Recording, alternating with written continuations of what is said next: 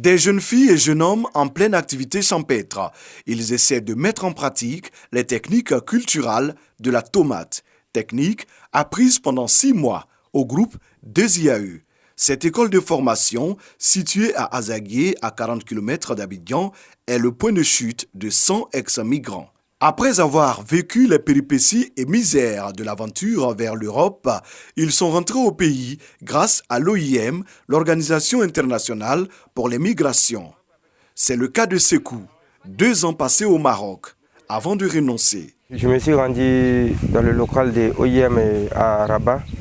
Ils m'ont fait venir volontairement et ils ont décidé de nous intégrer. On fait la tomate ici au sol et de l'autre côté on fait le piment. On a aussi appris les pépinières de palmiers. Ça c'est la culture industrielle. Ici ils vont nous suivre jusqu'à ce qu'on ait la main. Depuis 2018, le groupe dirigé par Séraphin Koua, expert en entrepreneuriat, abrite et exécute le projet de réintégration des ex-migrants de retour au pays.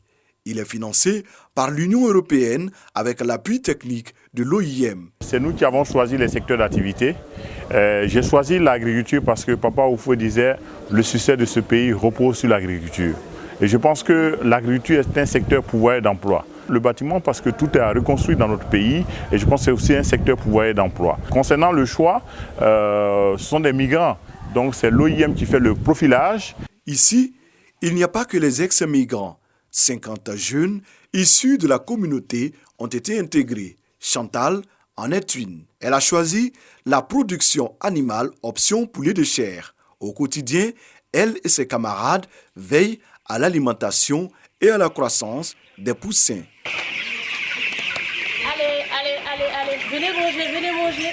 Au fait, on a une relation intime avec le sujet.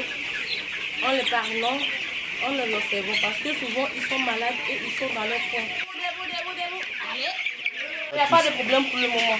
Ça va, tout va bien. 5 fermes, 2500 sujets, soit 7500 poulets de chair au total, livrables après 45 jours. Yves Rodrigue, l'encadreur, fait partie de la première promotion de 50 ex-migrants. Il connaît toutes les ficelles du métier et veut en faire autant pour ses élèves. On ne fait que donner ce qu'on a reçu de meilleur. Ceux qui vont prendre à cœur, c'est-à-dire suivre tout ce qu'il y a comme formation, pourront aboutir à un lendemain meilleur. Venu de Rubino, Jaurès est un jeune qui force l'admiration par son courage. Malgré son handicap apparent, il s'impose par la qualité de son travail.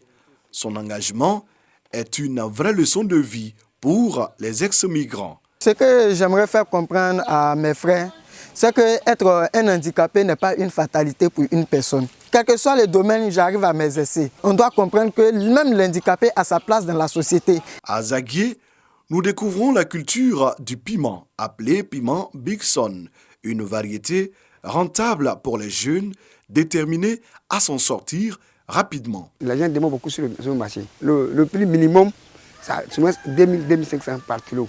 Une personne qui veut se donner vraiment là, à moins d'un an, en tout cas, vraiment, il peut s'occuper de lui-même et à sa famille. Une autre filière prisée reste le bâtiment et les nombreuses spécialités qui en découlent.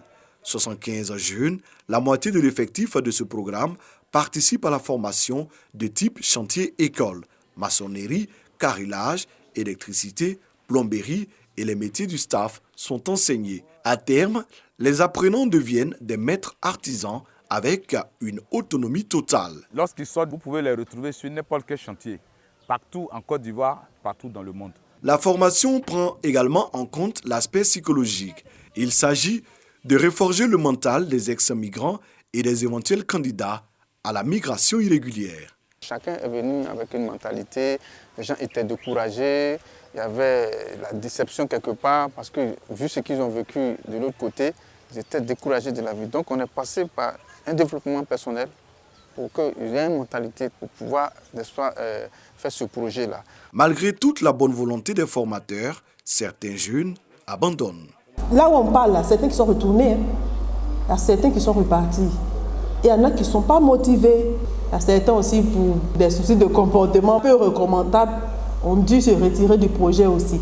On a des indicateurs quand même. On se dit que pour être satisfait de la réussite du projet, il faut qu'on ait au moins un taux de moins de 10% d'abandon, alors que nous n'avons pas encore atteint les 5% même d'abandon. Pour Séraphin Koua, ce programme novateur doit pouvoir inspirer un modèle à l'échelle nationale. On peut dupliquer ces résultats-là dans les 33 régions en Côte d'Ivoire. Ça nous fait beaucoup de jeunes qu'on peut insérer. J'encourage l'État à utiliser cette voie, cette approche. J'ai toujours été contre, je le dis aujourd'hui, qu'on remette l'argent directement aux jeunes. À Azaguié, l'espoir est de nouveau permis pour ces jeunes ex-migrants. Apprendre un métier, s'imprégner de notions entrepreneuriales pour ensuite se prendre en charge. Depuis 2018, 200 apprenants ont bénéficié de ce programme d'autonomisation des jeunes.